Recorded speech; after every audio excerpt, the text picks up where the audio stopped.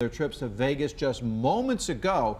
Still in shock, as you'd imagine, over Sunday night's mass shooting. Probably still trying to process all of this. And Fox 8's Melissa Reed talked to some of them and is live now at Hopkins International Airport with more on their incredible stories. Melissa.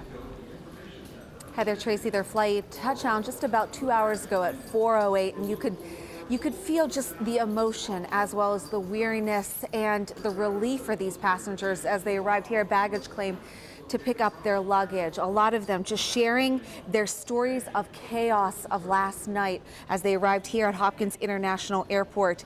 The flight they were on, the Spirit nonstop flight, actually arrived early. Many people say their flights, that they were delayed and that this was the first nonstop out of Vegas today. The shooting happened around 10 o'clock last night, moments before many were supposed to jump on the red-eye home. One man from Akron describes being outside Mandalay Bay when the shots rang out. We heard like a lot of gunshots and then stopped for a second and you heard again. At first it sounded like fireworks, so a lot of people was confused, but then you started seeing people running. And there was a lot of people running, drinks was flying, with shoes everywhere. People ran out their shoes and stuff, so it was a lot going on. Somebody started yelling, shooter, active shooter, and so me and him, my friend, ran into some back hallway and ran into a part of the hotel I didn't even know existed, and we barricaded ourselves in a room with 4 other people.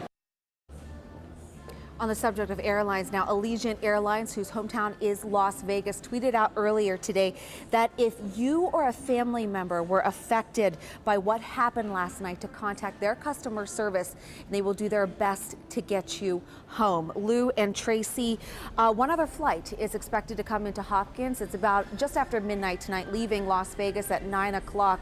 I know there are people, in fact, I've even spoken to people from Northeast Ohio waiting to get onto that flight.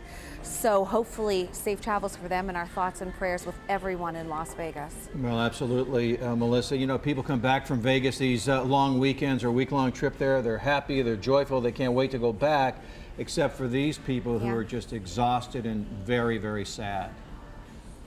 The guy that I talked to, the first one, he was celebrating his birthday and he was outside with his friends as that shooting occurred, and it was on the last day of his birthday trip.